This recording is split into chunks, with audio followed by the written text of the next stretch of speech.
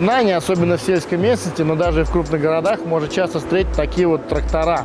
Это такой небольшой грузовичок, вот, где вот открытый дизельный двигатель, который издает такое мощное тарахтение.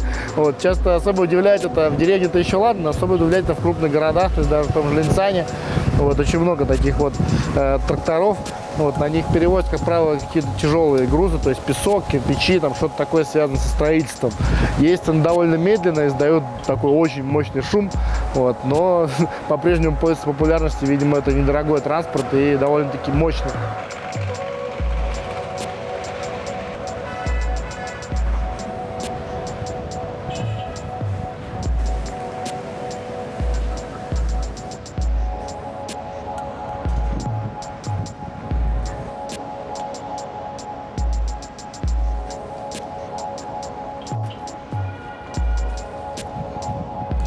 Модернизация, изменения Китая коснулась в том числе его внешнего облика, безусловно, и, конечно же, заведений, которые можно встретить на улице. Сейчас все больше и больше можно встретить даже в очень маленьких городишках, типа вот этого.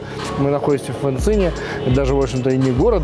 Вот, можно встретить такие западного стиля кафешки, вот, где все оформлено так вот, можно сказать, так, как было на Тайване лет 10 назад, или еще раньше, где-нибудь в США или Европе.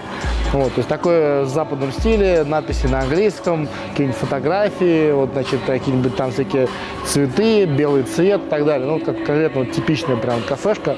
Но надо сказать, что явно, что открывающие эти кафешки здесь люди, они, конечно, может быть, и ездили учиться куда-нибудь в Европу или в Америку, или просто много путешествовали и позаимствовали откуда-то эту идею. Но ясно, что местное население еще абсолютно не готово, потому что, как правило, когда я вижу подобные заведения, они всегда здесь пустые.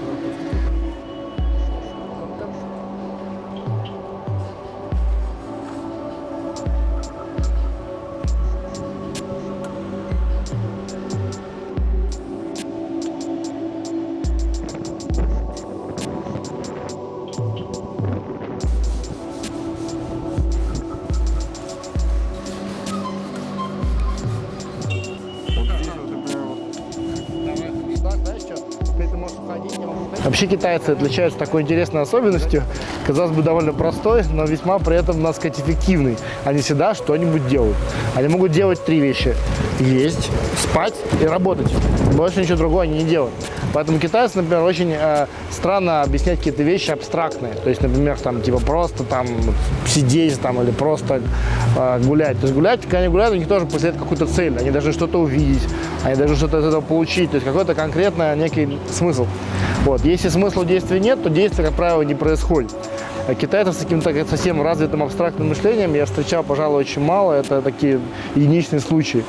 Вот. И, кстати, что мне очень нравится, о чем я всегда люблю говорить, то, что вот, практически все дома, особенно в небольших городах, устроены так, что вот на первом этаже, значит, у человека какое-то его дело, на втором этаже он, собственно, живет. То есть на первом этаже, значит, здесь, например, мастерская у человека, он тут делает, сейчас я вижу, перила там, да, там из дерева дотачивает.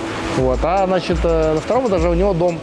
Вот, и это очень здорово, то есть действительно мелкий бизнес – это основа Китая, основа как бы вообще всего развития. То есть в маленьких городах это так, в деревнях, соответственно, они выращивают что-либо. Вот, то есть очень большая свобода дается именно мелкому предпринимательству, мелкому какому-то своему делу.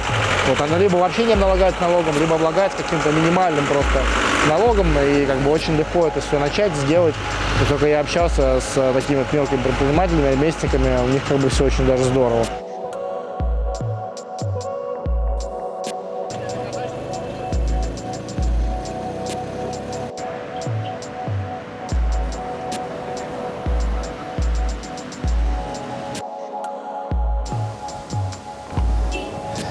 Обычно всегда, когда у меня появляются какие-либо новые, скажем так, сотрудничающие заводики, в данном случае это вообще даже не заводик, а ну, такое микропроизводство фермерское. Больше всего я такие люблю. Вот.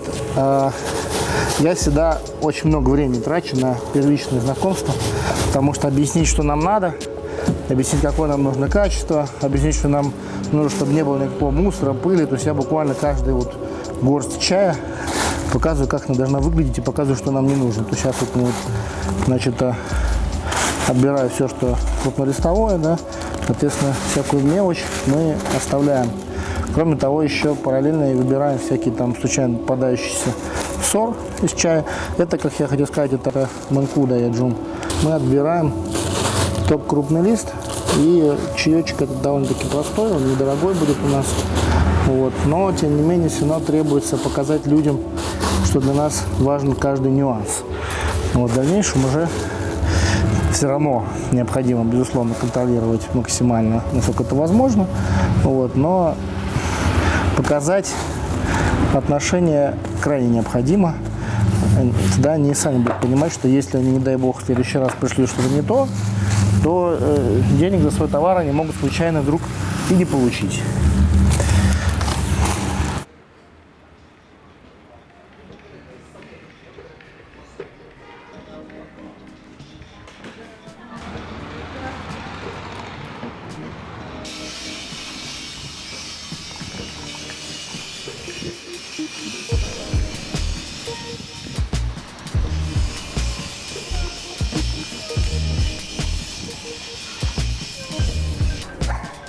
Маленький рассказ о том, что же самое сложное в нашем чайном деле.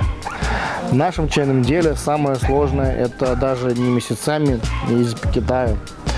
Это даже не какие-то перемещения или что-то еще.